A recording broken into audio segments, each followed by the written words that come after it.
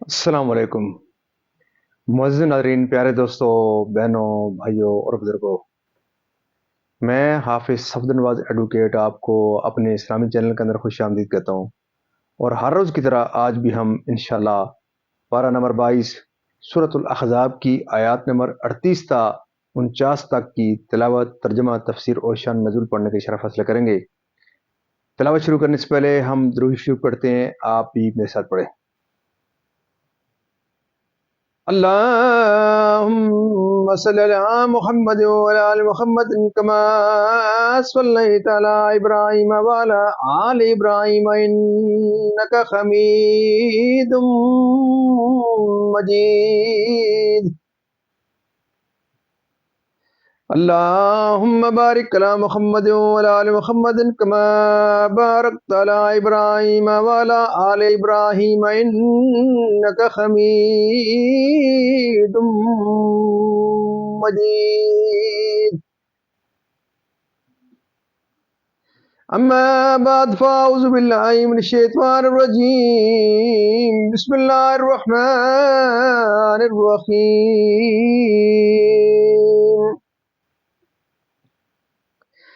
ما كان على النبي من خرج فيما فرض الله له سنة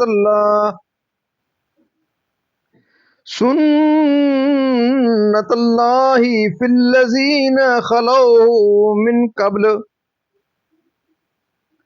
وكان أمر الله قدرا مقدورا. الذين يبلغون رسالات الله ويخشونه ولا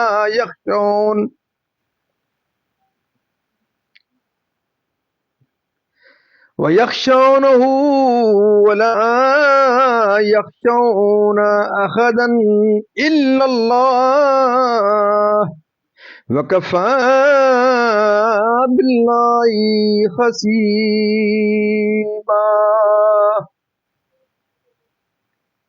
ما كان محمد أبا أحد من رجالكم ولكن رسول الله وخاتم النبيين وكان الله بكل شيء عليما.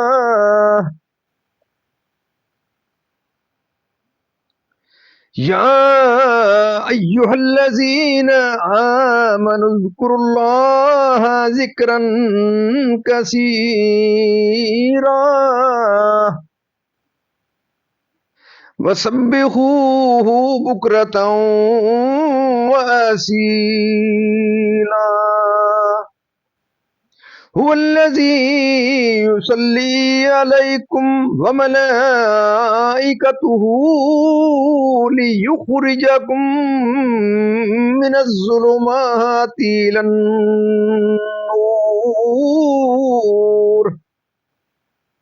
وكان بالمؤمنين رحيما.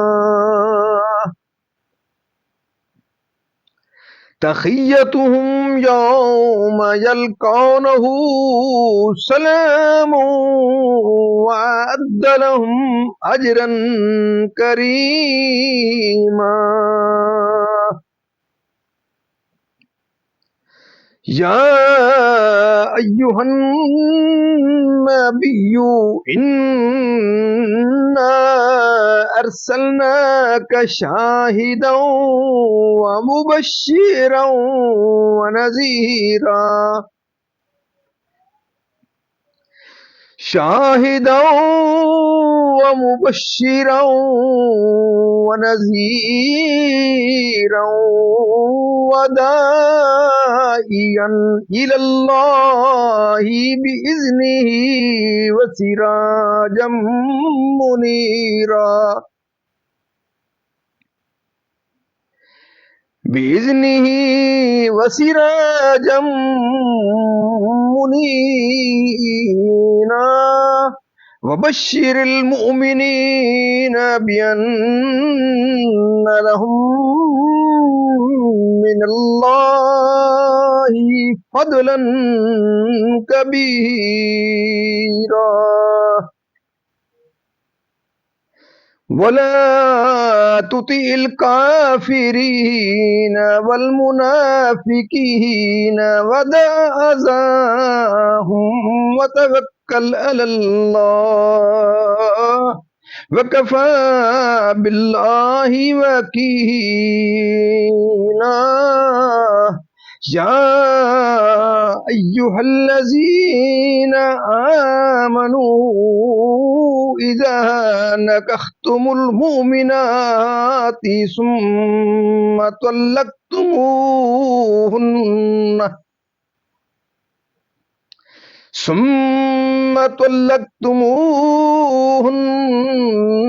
من قبل أن تمسوهن فما لكم عليهن من عدة تعتدونها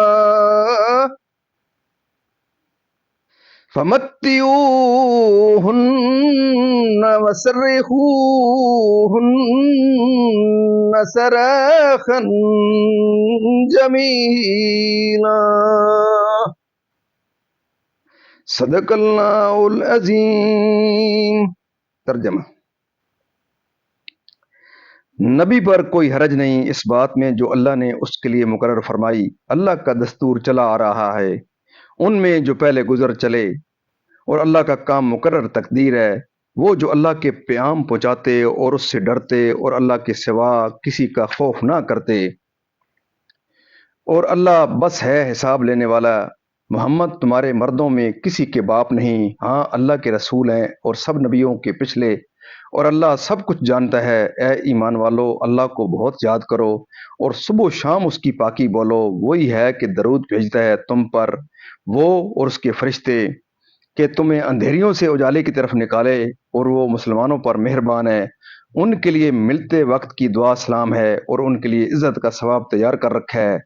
اے غیب کی خبریں بتانے والے نبی، بے شک ہم نے تمہیں بھیجا حاضر ناظر اور خوشخبری دیتا اور ڈر سناتا، اور اللہ کی طرف اس کے حکم سے بلاتا، اور چمکا دینے والا آفتاب، اور ایمان والوں کو خوشخبری دو کہ ان کے لیے اللہ کا بڑا فضل ہے۔ اور کافروں اور منافقوں کی خوشی نہ کرو، اور ان کی ایذا پر درگزر کرو، اور ان کی ایذا پر درگزر فرماؤ، اور اللہ پر بھروسہ رکھو، اور اللہ بس ہے کارساز۔ اے ایمان والو، جب تم مسلمان عورتوں سے نکاح کرو پھر انہیں بے ہاتھ لگائے چھوڑ دو تو تمہارے لیے کچھ عدت نہیں جسے گنو، تو انہیں کچھ فائدہ دو اور اچھی طرح سے چھوڑ دو۔ مزید ناظرین، یہاں تک اس کا ترجمہ اختتام پذیر ہوا۔ اب اس کی تفسیر تسلسل سے۔ تفسیر: ایک آیت پیچھے سے اس کی تفسیر شروع کرتے ہیں۔ تفسیر یعنی انبیاء علیہ السلام کو باب نکاح میں وسعتیں دی گئیں کہ دوسروں سے زیادہ عورتیں ان کے لیے حلال فرمائی گئیں، جیسا کہ حضرت داؤد علیہ السلام کی 100 بیویاں اور حضرت سلیمان علیہ السلام کی 300 بیویاں تھیں۔ یہ ان کے لیے خاص احکام ہیں، ان کے سوا دوسروں کو روا نہیں، نہ کوئی اس پر معترض ہو سکتا ہے۔ اللہ تعالیٰ اپنے بندوں میں جس کے لیے جو حکم فرمائے اس پر کسی کو اعتراض کی کیا مجال۔ اس میں یہود کا رد ہے جنہوں نے سید عالم صلی اللہ علیہ وسلم پر 4 سے زیادہ نکاح کرنے پر تان کیا تھا۔ اس میں انہیں بتایا گیا کہ یہ حضور سید عالم صلی اللہ علیہ وسلم کے لیے خاص ہے، جیسا کہ پہلے انبیاء کے لیے تعداد ازواج میں خاص احکام تھے، تو اسی سے ڈرنا چاہیے۔ تو حضرت زید کے بھی آپ حقیقت میں باپ نہیں تھے،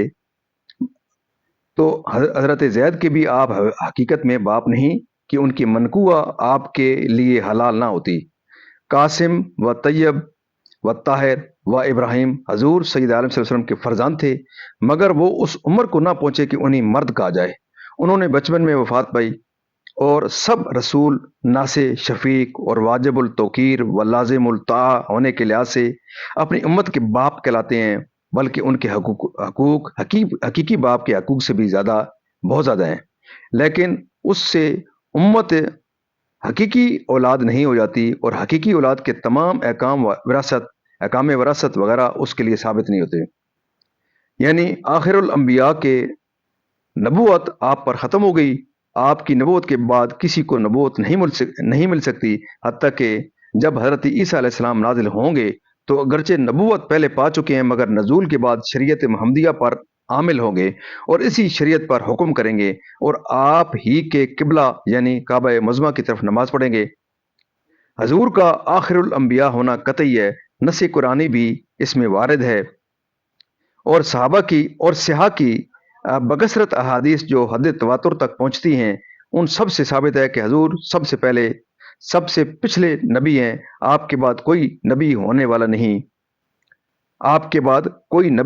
نہیں، جو حضور سید عالم صلی اللہ علیہ وسلم کی نبوت کے بعد کسی اور کو نبوت ملنا ممکن جانے وہ ختم نبوت کا منکر اور کافر خارج از اسلام ہے، کیونکہ صبح اور شام کے اوقات ملائکہ روز و شب کے جمع ہونے کے وقت ہیں، اور یہ بھی کہا گیا ہے کہ اطراف لیل و نہار کا ذکر کرنے سے ذکر کی مداومت کی طرف اشارہ فرمایا گیا ہے۔ شان نزول حضرت انس رضی اللہ تعالیٰ عنہ نے فرمایا کہ جب آیت ان اللہ و ملائکتہ یصلون علی النبی نازل ہوئی تو حضرت صدیق اکبر رضی اللہ تعالیٰ عنہ نے عرض کیا، یا رسول اللہ، جب آپ کو اللہ تعالیٰ کوئی فضل و شرف عطا فرماتا ہے تو ہم نیاز مندوں کو بھی آپ کے توفیل میں نوازتا ہے۔ اس پر اللہ تعالیٰ نے یہ آیت نازل فرمائی، یعنی کفر و معصیت اور ناخدا شناسی کی اندھیریوں سے حق و ہدایت اور معرفت و خدا شناسی کی روشنی کی طرف ہدایت فرمائے۔ ملتے وقت سے مراد یا موت کا وقت ہے، یا قبروں سے نکلنے کا، یا جنت میں داخل ہونے کا۔ مروی ہے کہ حضرت ملک الموت علیہ السلام کسی مومن کی روح اس کو سلام کیے بغیر قبض نہیں فرماتے۔ حضرت ابن مسعود رضی اللہ تعالیٰ عنہ سے مروی ہے کہ جب ملک الموت مومن کی روح قبض کرنے آتے ہیں تو کہتے ہیں کہ تیرا رب تجھے سلام فرماتا ہے، اور یہ بھی وارد ہوا کہ مومنین جب قبروں سے نکلیں گے تو ملائکہ سلامتی کی بشارت کے طور پر انہیں سلام کریں گے۔ شاہد کا ترجمہ حاضر و ناظر بہت بہترین ترجمہ ہے، مفردات راغب میں ہے کہ یعنی شہود اور شہادت کے معنی ہیں حاضر ہونا مع ناظر ہونے کے، بصر کے ساتھ ہو یا بصیرت کے ساتھ، اور گواہ کو بھی اسی لیے شاہد کہتے ہیں کہ وہ مشاہدے کے ساتھ جو علم رکھتا ہے اس کو بیان کرتا ہے۔ سید عالم صلی اللہ علیہ وسلم تمام عالم کی طرف مبعوث ہیں، آپ کی رسالت عامہ ہے، جیسا کہ سورہ فرقان کی پہلی آیت میں بیان ہوا۔ تو حضور پر نور سید عالم صلی اللہ علیہ وسلم قیامت تک ہونے والی ساری خلق کے شاہد ہیں، اور ان کے اعمال و افعال و احوال، تصدیق، تکذیب، ہدایت و ضلال سب کا مشاہدہ فرماتے ہیں۔ یعنی ایمانداروں کو جنت کی خوشخبری اور کافروں کو عذاب جہنم کا ڈر سناتا، یعنی خلق کو طاعت الہی کی طرف دعوت دیتا۔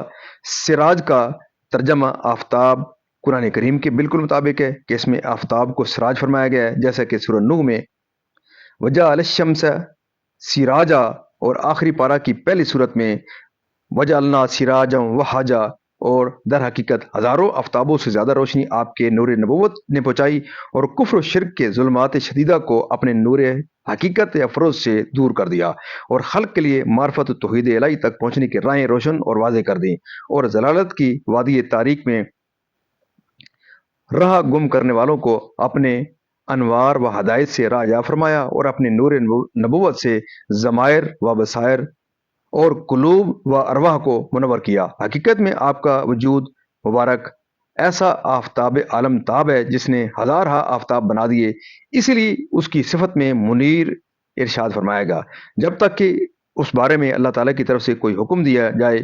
مسئلہ اس آیت سے معلوم ہوا کہ اگر عورت کو قبل قربت طلاق دی تو اس پر عدت واجب نہیں۔ مسئلہ خلوت صحیحہ قربت کے حکم میں ہے، تو اگر خلوت صحیحہ کے بعد طلاق واقع ہو تو عدت واجب ہوگی اگر مباشرت نہ ہوئی ہو۔ مسئلہ یہ حکم مومنہ اور کتابیات دونوں کو عام ہے، لیکن آیت میں مومنات کا ذکر فرمانا اس طرف مشیر ہے کہ نکاح کرنا مومنہ سے اولا ہے، یعنی اگر ان کا مہر مقرر ہو چکا تھا تو قبل خلوت طلاق دینے سے شوہر پر نصف مہر واجب ہوگا، اور اگر مہر مقرر نہیں ہوا تھا تو ایک جوڑا دینا واجب ہے جس میں 3 کپڑے ہوتے ہیں۔ अच्छी तरह से छोड़ना ये है कि उनके हकूक अदा कर दिए जाएं और उन को कोई ज़रर ना दिया जाए और उन्हें रोका ना जाए क्योंकि उन पर इद्दत नहीं।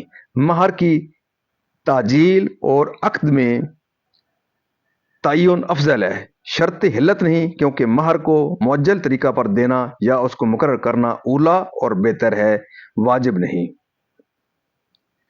मज़ीद नाज़रीन, अल्लाह ताला के फज़ल करम से आज तक की यहाँ तिलावत, तर्जुमा, तफसीर और इसका शान नज़ूल इख्तिताम पज़ीर हुआ। हम अल्लाह ताला के दरबार के अंदर इस कलाम मुक़द्दस के सदक़े हज़ूर पाक सल्लल्लाहु अलैहि वसल्लम की ज़ात व बरक़ात के सदक़े दुआ करते हैं कि अल्लाह ताला हमें कुरान पाक पढ़ने, कुरान पाक को समझ कर इसके अहकामात के मुताबिक हज़ूर पाक सल्लल्लाहु अलैहि वसल्लम की पाक सीरत के मुताबिक और सहाबा किराम के नक्शे कदम के ऊपर अल्लाह ताला हमें चलने की तौफ़ीक़ अता फ़रमाए। अल्लाह ताला तमाम परेशानियों को परेशानियाँ दूर फ़रमाए, तमाम बीमारियों को शिफ़ाए कामिला अता फ़रमाए, तमाम मरहूमीन को जन्नत फिरदौस में आला बाला मकाम अता फ़रमाए।